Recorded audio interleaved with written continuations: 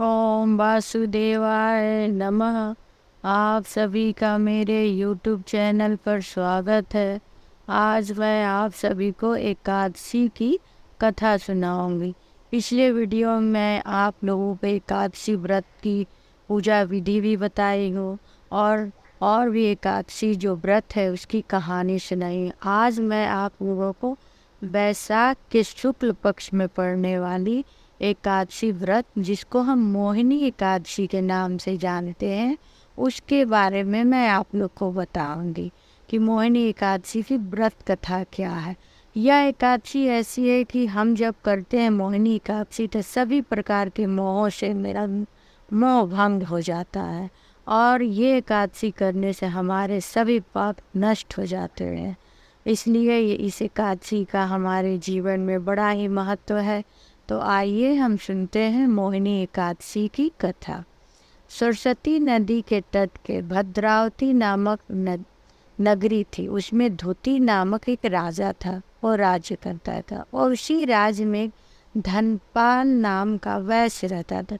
वो बड़ा ही दानी परोपकारी था। वो हर वो कार्य करता था जिससे दूसरे को सुख प्राप्त हो, जैसे तालाब बनवाना, प्याऊ लगवाना, रास्ते में आम, लीची, जामुन के पेड़ लगाना, नीम का पेड़ लगाना, पीपल का पेड़ लगाना, छांव के लिए हर तरह की और रास्ते में पेड़ लगवाता था। उसके बाद जगह जगह प्याऊ लगवाना, दान उपदान करना, सामूहिक विवाह का कार्यक्रम कराना, बच्चों के लिए पाठशाला खुलवाना। ऐसा कोई कार्य नहीं था कि जो वो ना करे जिससे दूसरों की भलाई हो। वो दूसरों की भलाई के लिए ही बना था। वो यह सब काम करके बड़ा ही खुश और संतुष्ट रहता था। हमेशा भगवान से प्रार्थना करता था, भगवान जैसे मैं धर्म के रास्ते पर चलता हूँ वैसे ही मेरे परिवार भी धर्म के रास्ते पे चले और हमसे कोई भी गलती ना हो। इसी प्रकार की वो प्रार्थना सदैव करते रहता था। धनपाल के 5 पुत्र थे, सोमना, सद्बुद्धि, मेधावी, सुकृति और धुर्बुद्धि। ये 5 उसके पुत्र थे।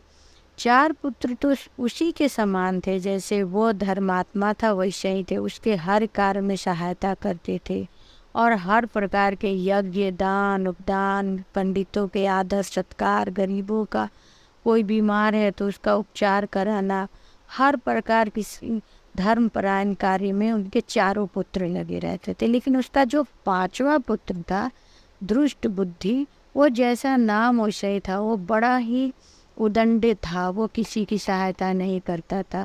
हर वह धर्म का काम करता था जो उसे नहीं करना चाहिए। वो शराब भी पीता था। वो दूसरे पर गलत नियत भी रखता था, जुआ खेलता था, समय से ना उठता था, ना पूजा पाठ करता था, कुछ भी नहीं, उसकी कोई दिनचर्या थी ही नहीं। यह सब देख के धर्मपाल को बहुत दुख होता था और हमेशा भगवान से कहता था, ना जाने किस कर्मों का फल इसे इसको मिल रहा है। मैं इसके लिए बहुत चिंतित रहता हूँ। लेकिन वह जितना ही अपने पुत्र को धर्म के कार्य के पास लाना चाहता था, उतना ही उसका पुत्र उस सब से और दूर होता था और विदंतता के साथ धर्मपाल को जवाब देता था। इन सबों से परेशान होके धर्मपाल उससे बात करना बंद कर दिया। धीरे धीरे वो चोरी करने लगा। घर में भी चोरी चकारी वो करने लगा था। अब वो लोग परेशान रहते थे। एक बार वो बाहर भी चोरी किया, लोगों ने पकड़ लिया, राजा के समीप ले गए। लेकिन सब लोग धर्मपाल की अच्छाई के कारण उसे समझा बुझा के छोड़ दिया।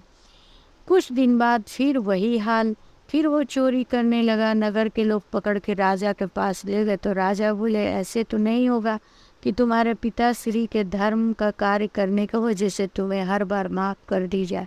तुमको राज्य से निकाला जाता है, तुम इस राज्य से बाहर जा। अब यह सब होने के बाद वो राज्य से बाहर निकल गया। लेकिन उसके पास कुछ भी नहीं था जिससे वो अपना जीवन यापन कर सके। वही सब कार्य करता था जो उसे नहीं करना चाहिए। किसी के भी सामान चोरी करना, किसी से मारपीट करना, किसी का जूठन खा लेना, कुछ भी वो हर कार्य करता है। एक समय वो घूमते घूमते कौटिल्य ऋषि के पास पहुंच गया, जो कि वहाँ पे पूजा पाठ कर रहे थे और वह स्नान करने गंगा जी में गए थे। यह वही ऋषि को यूं ही देख रहा था। शायद सोच रहा था कि ऋषि के कुटिया में कुछ होगा, मैं चुरा लूँगा। तभी कौटिल्य ऋषि जो है वहाँ से गुजर रहे थे, तो उनके जो अंगों और बालों पर पानी की बूंदें थी गंगा जी को, वो छींटा इसके पूरे शरीर पे पड़ी। तो जब इसके शरीर पे पड़ी तो इसके अंदर धर्म का कुछ ज्ञान प्राप्त हुआ। वह तुरंत जाके कौटिल्य ऋषि के कदमों में गिर गया और बोला, महाराज, मैंने अनगिनत पाप किए है, पता नहीं मैंने किसका किसका दिल दुखाया है। कोई ऐसा उपाय बताइए जिससे मेरे ये पाप कट जाए और कम खर्च में कोई पूजा पाठ हो सके तो आप मुझे बताइए, क्योंकि मेरे पास इतना धन नहीं है कि मैं उस तरह से पूजा पाठ कर पाऊँ। तब महर्षि बोले कि मैं तुम्हें एक व्रत बताता हूँ जिससे तुम्हारे सभी पाप दूर हो जाएंगे। वैशाख महीने के शुक्ल पक्ष के एकादशी के दिन तुम एकादशी का व्रत करना और 10वें के दिन ही तुम अपना शुद्ध मन से व्रत का संकल्प लेना और निरामिष भोजन करना, चावल मत खाना, और एकादशी को व्रत रहना और द्वादशी के दिन ही पारण करना। और सब विधि विधान ऋषि ने बताया और फिर पूजा वो स्वयं भी करते थे। तो इसलिए साथ साथ जैसे जैसे ऋषि पूजा किए वैसे वैसे दृष्ट बुद्धि ने भी पूजा किया।